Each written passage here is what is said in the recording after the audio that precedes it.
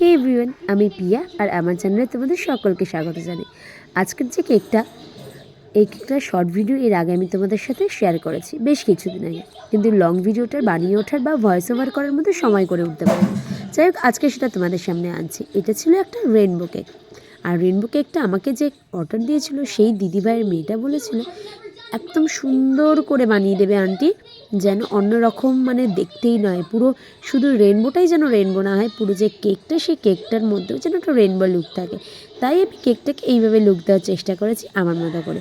আমার গলার ভয়েস কিন্তু এখনও পর্যন্ত ঠিক হয়নি, জাস্ট একটু একটু করে সারছে। আমি কেকটাকে প্রথমে কি করেছি, ফার্স্ট একটা হোয়াইট কালার দিয়ে কোডিং করে নিয়েছিলাম ফ্রস্টিং করে। তারপরে আমি তার উপরে 3 রকম কালার দিয়ে আমি পাইপিং ব্যাগের মধ্যে দিয়ে 3বার আমি দিয়েছি নিচ উপর করে করে। তারপরে সেটাকে প্যালেট নাইফ দিয়ে বারবার করে সেট করেছি। করার পরে এইরকম একটা কালার কম্বিনেশন এসেছে 3টে কালার দিয়ে। আর তার উপরেও আমি একটা কালার দিয়েছি পিঙ্ক কালারটা দিয়ে রেডি করার পরে তার উপরটা আমি একটু প্যালেট নাইফ দিয়ে হালকা করে ওয়ার্ক করেছি। এবারে তুমি দেখতে পাচ্ছ আমার যে যে কালারের ক্রিমগুলো আপাতত ইউজ করা হয়ে গেছে সেইগুলো বাদ দিয়ে একটা ডিফারেন্ট কালার নিয়েছি, সেটা হচ্ছে ইয়েলো কালার। সেটাকে আমি ভরে নিয়েছি পাইপিং ব্যাগের মধ্যে। আর এখানে আমি ইউজ করছি যে স্টার নজেলের টাইপ দেখতে, যে নজলটা হয় না অনেকটা শঙ্খ নজলের মতো দেখতে লাগে, সেই নজলটাকে বড়টাকে এবারে আমি নিচের দিকে দিয়ে দিচ্ছি এইভাবে ডট ডট করে এই নজলের কাজ। কারণ এটা আসলে যেটা করতে চেয়েছি সেটা করতে চেয়েছি ক্লাউড, আর ক্লাউডটাকে আমি এইভাবে আনতে চেয়েছিলাম। যেহেতু আমি এই কেকটায় যে যে কালারগুলো ইউজ করেছি, যে যে ক্রিমগুলো, সেইগুলো দেখতে পাচ্ছ বেশিটাই একটু পিঙ্ক অ্যান্ড তোমার পার্পল শেডে। তাই জন্য এর উপর আমি দেখলাম ইয়েলো কালারটা বেশ ভালো যাবে, না তো বিশাল চকমকে করবে আর না তো একদম ম্যারম্যারা করবে, খুব সুন্দর দেখতে লাগবে। তাই ক্লাউডটাকে আমি ঠিক এই কালার দিয়ে ডট ডট করে ডিজাইন দিয়েই করিয়েছি। এখানে আমার ক্লাউডগুলো করা হয়ে গেছে, আর দেখতে পাচ্ছ এখানে আমি রেনবোটাকে গুছিয়ে নিয়েছি, মানে এটা ফন্ডেন্ট দিয়ে বানিয়ে নিয়েছি। আমি এখানে ফন্ডেন্টের যেমন কালারগুলো আমার কাছে যে কটা কালার ছিল সেই প্রত্যেকটা কালার দিয়ে রেনবো করেছি। কারণ সাধারণত কেকের ব্যাপারে কিন্তু যে রেনবোর ঠিক ঠিক কালার যেগুলো লাগে, মানে বেনিয়া সহ কালার ভিজিও, পুরোটা ইউজ করা হয় না বা করা যায়ও না। কারণ সবসময় একটা কেকের জন্য 7টা কালার জন্য 7টা আমি ফন্ডেন্ট তুলবো, সেটা তো সম্ভব নয়। তাই যে যে কালারগুলো ছিল সেইগুলোকে কম্বিনেশন করে আমি রেনবো করেছি। আর করে দিয়েছি কিছু স্মল স্মল বল এর উপরের লুকটাকে আরও বেশি ওভারকাম করার জন্য।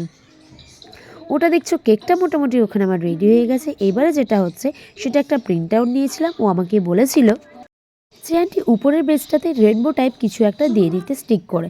আমি বলেছিলাম তুমি যদি বলো তাহলে বিগ সাইজের একটা ফন্ডেন্ট দিয়ে রেনবো বানিয়ে সেটাকে স্টিক করে দিই।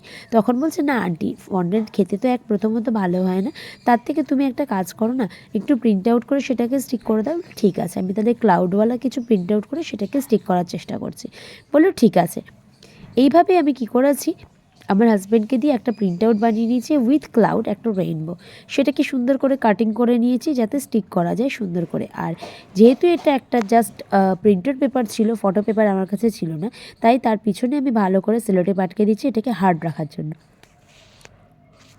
এইবার একটা ডিফারেন্ট কালার ইউজ করছি, স্কাই কালারের একটু লাইট কালার। সেটাকে দিয়ে এখানে নাম বা অ্যান্ড হ্যাপি বার্থডে এই দুটোকেই আমি লিখে দিয়েছি ছোট্ট করে। যেহেতু ওই দিকটাই আমার রেনবোটা বসবে, তাই ওই দিকটা আমি আর ব্লক করিনি কিছু লিখে। আমি জাস্ট এই সাইডে, মানে অপোজিট সাইডে যেটুকু জায়গা ছিল তার মধ্যে হ্যাপি বার্থডে দিয়ে নামটা লিখে দিয়েছিলাম। দেখতে পাচ্ছ অলরেডি কিন্তু কেকটার লুকটা প্রায় পুরোটাই কমপ্লিট হয়ে গেছে। এরপরে যখন দেখবে রেনবোটাকে বসিয়ে দেবো, তখন এটা পুরো লুকটা একদম চেঞ্জ হয়ে যাবে। আর এই যে আমি স্টিকটা করে নিয়েছি কমপ্লিট, মানে 2 সাইডে 2টো টুথপিক দিয়েছি, দিয়ে এইভাবে আটকে আমি দেখিয়ে নিলাম যে ঠিক এইভাবে জিনিসটা বসবে। এখন আমি যেখানটায় রেনবোটা বসাবো সেই স্টিকের জায়গা দুটোতে আমি আরেকটু ক্লাউড করে নেবো, সেম নজেল সেম কালার দিয়ে। আর এখানে আমার এই ক্লাউডগুলো রেডি হয়ে গেছে, আর আমি কেকটাকে এই ফাইনাল লুক তোমাদের সামনে এনে দিলাম। যাই হোক, কেকটা কেমন লাগলো কমেন্টে জানিও, ভালো লাগলে লাইক শেয়ার সাবস্ক্রাইব।